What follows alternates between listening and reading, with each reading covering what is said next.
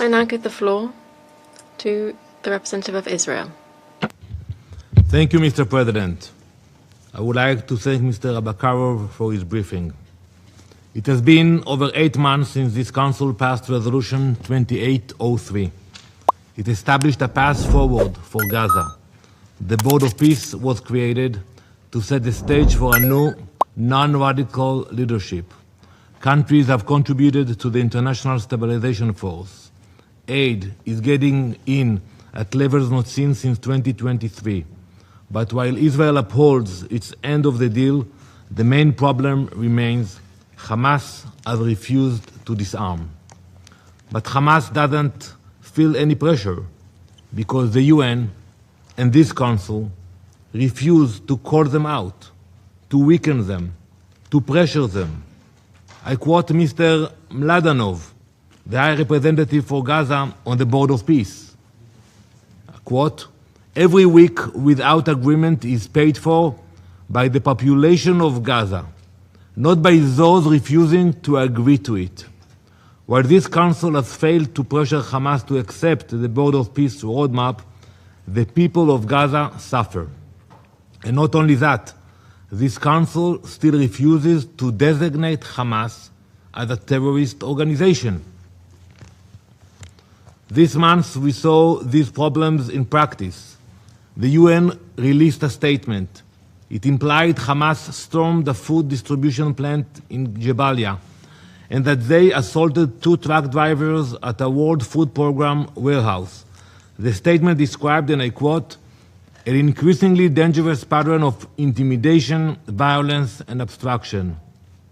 Good morning, United Nations. This is what we have been telling you for years. For years. But this statement, it was missing something. The statement mentions, quote, "armed personnel." It mentions de facto authorities. It says this group is placing humanitarian workers at risk and disrupting the delivery of life-saving assistance. I looked very carefully.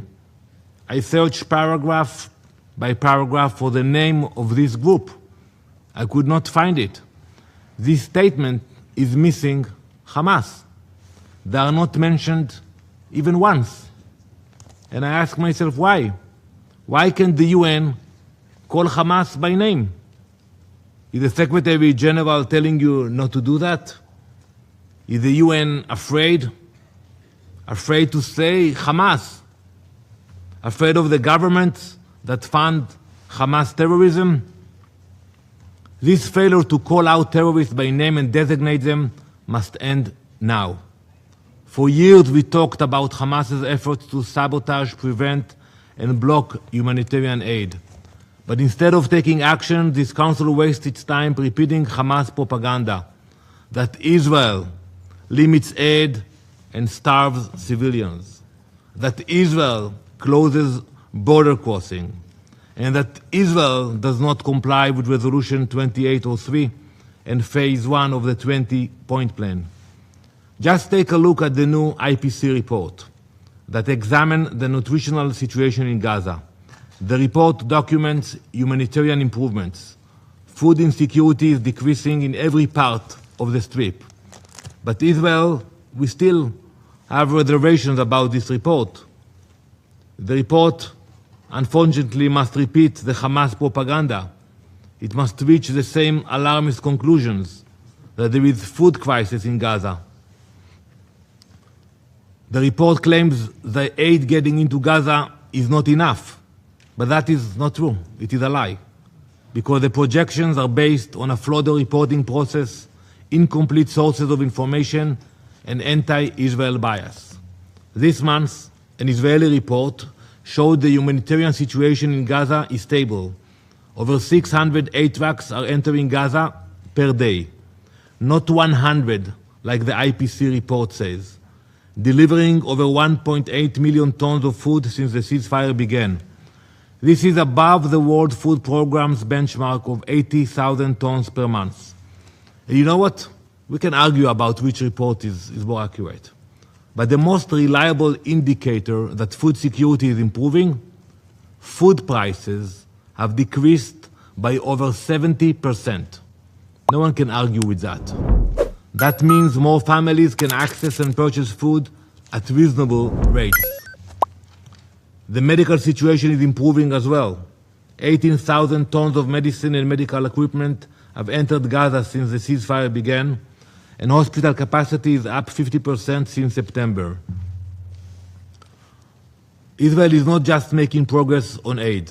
On Sunday, the Israeli Security Cabinet approved the initial entry of the International Stabilization Force into Gaza, so we can start a pilot project for reconstruction in Rafah, creating a humanitarian zone without Hamas control. Mr. President, despite the complicated situation, Israel has been facilitating humanitarian assistance into Gaza. I'm sure that, like every month, we will hear today remarks regarding the entrance of dual-use items into Gaza. Items that can be used for humanitarian purposes and for terrorist activities. We know what happens when these dual-use items get into Hamas's hands. Look at this picture. Hamas posted this video. You can find it online. It's a picture of the video. You can see Hamas terrorists digging up water pipes and turning them into rockets.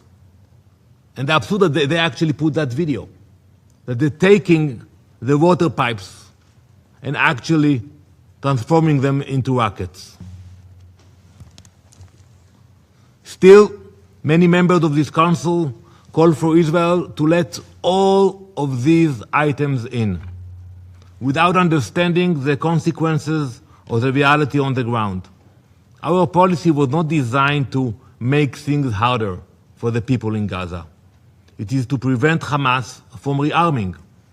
We work with the UN, with NGOs to find alternatives, and we make exceptions when necessary. But as long as Hamas is in Gaza, there will be restrictions. Let's admit it. With Hamas in power, there is no future for Gaza. I now speak directly to Hamas. The ball is in your court. Either you disarm, either you give up power voluntarily, or Israel will do what is necessary. Mr. President, if we needed a reminder of Hamas's intentions, we were reminded this month. Hamas elected a new leader, Khalil al-Haya, as its next chairman. They elected one of the architects of October 7th as its new leader. He's an arch-terrorist. Do you remember him? He was in Doha on October 7th, front and center on video with Ismail Haniyeh, the former chairman of Hamas. He watched the terrorists invade Israel and kill innocent civilians. He was proud of it. He celebrated it. He cheered them on. After he was elected, the vice president of the moderate Palestinian Authority called to congratulate him. And look what happened on Friday. A terrorist in Samaria killed 2 Israelis and injured 3 more. They murdered Bnayahu Melet, a 32-year-old agriculture director, and they murdered Major Yuval Ezra, a 27-year-old IDF commander. Hamas not only praised the attack, they called for more violence. Mr. President, let us examine the irony in this council. Look at the list in front of you, at the country that will speak today. Some of these countries are hosting Hamas as we speak, both their military and political leadership. They are facilitating their banking infrastructure, and they are giving them the oxygen they need to survive. Today they will come here, will sit here, and they will call for a new future for Gaza. But at the same time, they embolden the terrorist organization that holds the people of Gaza hostage. So maybe you should ask them, when the representatives of Turkey will sit here later today, or Qatar, Ask them if they allow Hamas banking to function in their countries, if they allow transfers to different banks in the world, before they tell us what should happen in Gaza. Mr. President, while Israel is fighting terrorism at home, New York is becoming the latest battlefield. Last week, Mayor MAMDANI accused our Prime Minister of being a war criminal and accused our nation of committing genocide. Hours later, a Jewish man walked out of his synagogue on the Upper West Side. He was stabbed by a radical who yelled, "Allahu Akbar." When the mayor of New York City uses his microphone to demonize Israel, terrorists with weapons get the message. Some attack with guns, some attack with screwdrivers, some attack with lies. It is all the same because it all leads to the same result: violence against Jews. Mr. President, Israel understands the challenges of a democracy fighting against terrorism. Israel knows what we have to do if Hamas will not disarm. The question is, what will you do? This council should also take action. You should designate Hamas as a terrorist organization, and you should sanction Hamas so they cannot fund their crimes. This council should not be afraid to use those tools, but until now, this council has failed to fulfill its responsibilities, and not just with Hamas. You have not designated the Houthis. You have not designated Hezbollah. You have not designated the araghchi. Designate them now. You have the responsibility. You have the authority. Mr. President, to conclude, Israel has set a realistic path forward. We know what's going on in Gaza. Hamas is refusing to disarm. They are refusing to comply with the Board of Peace, and they are refusing to implement Resolution 2803. Hamas continues to choose smuggling over aid, violence over progress, and terror over peace. But now Hamas has lost the chance to choose, because they have shown the world that they don't want to change. Israel will ensure that Hamas will be disarmed. Israel will not wait forever. We understand that if we do not disarm Hamas, no one else will. It is our responsibility to ensure that Hamas can never again threaten the people of Israel, and we will fulfill that responsibility. Now this council has its work cut out for itself. It is time for action. Designate Hamas, sanction Hamas, and prevent Hamas terrorism once and for all. Thank you.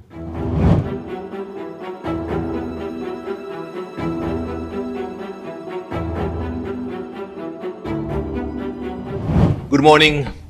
Today, Prime Minister Netanyahu will meet with President Trump in Washington. This meeting comes at a critical time for the Middle East. Iran has violated the MOU with the United States and continues to choose terrorism over negotiations. Iran continues to block the Strait of Hormuz, and they launch ballistic missiles at 12 Middle Eastern countries every single day, halting trade, terrorizing the region, and killing American service members and innocent civilians. We are grateful for our deep partnership with the US. We fought shoulder to shoulder against Iran, and we are prepared to continue supporting the US in pursuing peace and stability in the region. Gaza will be part of the meeting today in the Security Council, and also will be part of the discussion between Prime Minister Netanyahu and the President. We see that there is progress in Washington, but unfortunately the Security Council continue to fail designating Hamas as a terrorist organization. Hamas is the main obstacle to implementing the President 20-point plan, and we demand that the Council will finally designate Hamas as a terrorist organization. On Sunday, the Israeli cabinet approved the initial entry of ISF forces into Gaza. It will be an opportunity for the people of Gaza to rebuild their lives in a humanitarian zone completely free of Hamas control. We also appreciate the efforts of Secretary of State Rubio regarding Lebanon, and we're hopeful to see the day that Hezbollah is removed from the border between Israel and Lebanon. But as we see progress coming from Washington, look what's happening in New York City. Mayor MAMDANI continues inciting violence in New York. Last week, he threatened our Prime Minister that he will be arrested when he comes to the UN General Assembly. And when he realized he cannot do that, it was a baseless declaration, he continued to demonize Israel and spread blood libels. It is no surprise that just one day later, a radical yelling Allahu Akbar stabbed a Jew who stepped out of a synagogue in the Upper West Side. Mayor MAMDANI promotes hate. It is dangerous. It is irresponsible. I would like to end on a personal note. As you know, the Prime Minister came to meet with the President, but also he is here to pay his respects to Senator Lindsey Graham. Senator Graham was a true friend of the State of Israel. He was always committed to the security and well-being of the US and Israel. His leadership in Congress ensured Israel had the tools to defend itself against terror. The people of Israel will miss him dearly. We send our sincere condolences to his family and friends today. Thank you. Ambassador, it's Pamela Fall from US News and World Report. Given the fact that the Iran war is not very popular either in your country or in the United States, do you expect both President Trump and Prime Minister Netanyahu to talk about specifics of scaling down the war or ending the war? And would the UN have any role? Do you think there's any way that the UN could have a nonpartisan role to help that kind of a peace agreement? Thank you. Well, I'm sure that will be number one on the agenda in the meeting today between the Prime Minister and the President. I cannot tell you which direction it will go. There are different options. We will definitely would like to hear from the President what he wants to see in the next coming days or weeks. We are prepared for all scenarios. We are prepared for all scenarios, and we will discuss it with the President. Regarding the UN, unfortunately, we see that under the leadership of Secretary Guterres, the UN is not relevant, is not part of any negotiations, whether between Ukraine and Russia or Iran and the US, and I don't think it will change. And just as a follow-up to what you said about New York City's mayor, do you think he has supported and promoted protests, given the fact that he has conceded that he cannot arrest Israel's Prime Minister? Absolutely, and he's saying it publicly, that he calls people to protest. A mayor should unite the people of the city. He's doing exactly the opposite. He's spreading hate, and I'm worried about what will happen here in the UN high-level week. Thank you. Mr. Ambassador, on Secretary General Guterres' visit to Syria, any comments on that? One thing notable about that visit was that he did not make an effort, or he did not meet the leader of the Syrian Democratic Forces, the Kurdish leader, Muslim Abdi, who the group that helped defeat the Islamic State. What's your comment on that? Well, you know, you have to ask the Secretary General about his visit. As I said earlier, he's not effective, and we are looking forward to work with the new Secretary General that will be elected soon. Thank you very much. Do you have any preference on the next Secretary General? I will tell you when we do. Thank you. What do you have to say concerning this video? I hope you heard everything. Drop your thoughts in the comment section. Let's know what you think. I really appreciate your time for watching. For more updates like this, subscribe to this channel. See you in the next one, and bye.